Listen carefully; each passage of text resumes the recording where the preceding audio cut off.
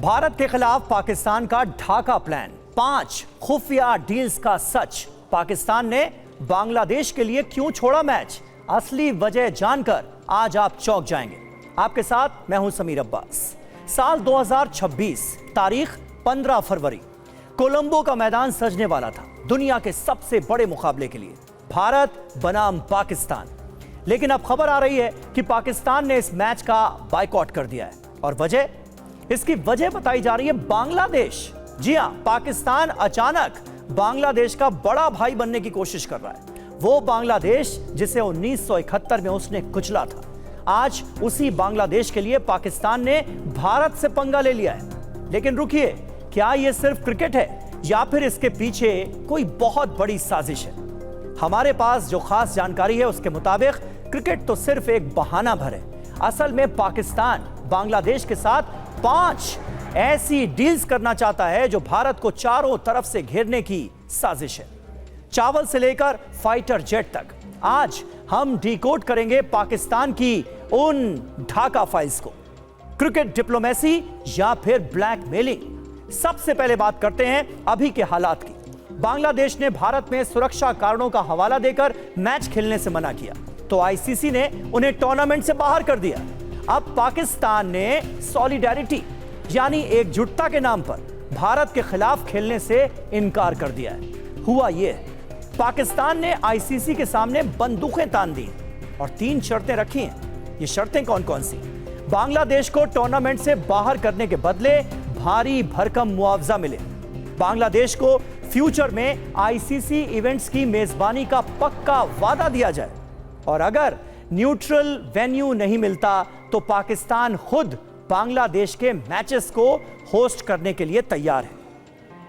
जिस पाकिस्तान ने खुद के घर में जो हालात हैं उससे बिल्कुल आंखें बंद की हुई हैं, खुद के घर में खाने के लाले पड़े हैं, वो बांग्लादेश को होस्ट करने की बात कर रहा है। एक्सपर्ट्स का मानना है कि पाकिस्तान इस मौके का फायदा उठाकर खुद को बांग्लादेश का रहनुमा साबित करना चाहता है। मकसद साफ है, ढाका में जो नई सरकार है उसके और करीब जाना और भारत के खिलाफ वहां नफरत की आग को हवा देना। असली खेल, द 5 डेंजरस डील्स। अब आते हैं असली खबर पर। क्रिकेट के मैदान के बाहर इस्लामाबाद और ढाका के बंद कमरों में क्या खिचड़ी पक रही है, ये आपको बताते हैं। पाकिस्तान भारत को घेरने के लिए बांग्लादेश के साथ ये 5 खतरनाक डील्स करना चाहता है। डील नंबर 1, कनेक्टिविटी का जाल। पाकिस्तान चाहता है कि ढाका से इस्लामाबाद तक जहाज और प्लेन्स बिना रोक टोक चले। कराची से ढाका की डायरेक्ट फ्लाइट शुरू हो चुकी है और तो और पाकिस्तान बांग्लादेशी छात्रों को स्कॉलरशिप देकर अपने यहां बुला रहा है। मकसद, बांग्लादेश की नई पीढ़ी के दिमाग में भारत के खिलाफ जहर भरना। डील नंबर 2, पेट की राजनीति। बांग्लादेश अब तक अपना पेट भरने के लिए भारत के चावल पर निर्भर था, लेकिन अब पाकिस्तान ने वहां घुसपैठ कर दी। हाल ही में पाकिस्तान ने 50,000 टन चावल बांग्लादेश को बेचा है। 2024 से पहले बांग्लादेश भारत से सालाना $84 मिलियन का चावल लेता था। उस मार्केट पर अब पाकिस्तान की नजर है। डील नंबर 3, जासूसों का नेटवर्क, खुफिया साझेदारी। यह सबसे खतरनाक पहलू है, सबसे खतरनाक डील है। पाकिस्तान चाहता है कि उसकी खुफिया एजेंसी आईएसआई के जासूस आधिकारिक तौर पर ढाका में बैठें। भारत और बांग्लादेश के बीच 4000 किलोमीटर से ज्यादा लंबी सीमा है। अगर आईएसआई ढाका में पैर जमा लेती है, पैर पसारती है, तो वो भारत के नॉर्थ ईस्ट में आसानी से अशांति फैला सकती है। डिफेंस और पोर्ट्स, भारत के लिए खतरा। अब बात उन 2 डील्स की जो सीधे तौर पर युद्ध की तैयारी लगती हैं। जी हां, डील नंबर 4, हथियारों का सौदा। बांग्लादेश अपनी सेना का आधुनिकीकरण कर रहा है और पाकिस्तान उसे अपना चीन वाला JF-17 लड़ाकू विमान बेचना चाहता है। रिपोर्ट्स के मुताबिक शुरुआती बातचीत भी हो चुकी है। अगर बांग्लादेश की वायुसेना में पाकिस्तानी जेट्स शामिल होते हैं तो मेंटेनेंस और ट्रेनिंग के नाम पर पाकिस्तानी एयरफोर्स के अधिकारी लगातार कहां रहेंगे? ढाका में। यह भारत की सुरक्षा के लिए बहुत बड़ा खतरा होगा। अब डील नंबर 5 की बात, समंदर का सौदा। पाकिस्तान ने ढाका को ऑफर दिया है कि हमारा कराची पोर्ट इस्तेमाल करो, वो कह रहे हैं कि दुनिया से व्यापार करने के लिए आप कराची आइए। ये एक चाल है बांग्लादेश को आर्थिक रूप से पाकिस्तान पर निर्भर बनाने की, ताकि भविष्य में वो भारत के किसी भी पोर्ट का इस्तेमाल बंद कर दे। अब आ जाते हैं असली डर पर, भारत की आर्थिक चोट और बदली सियासत।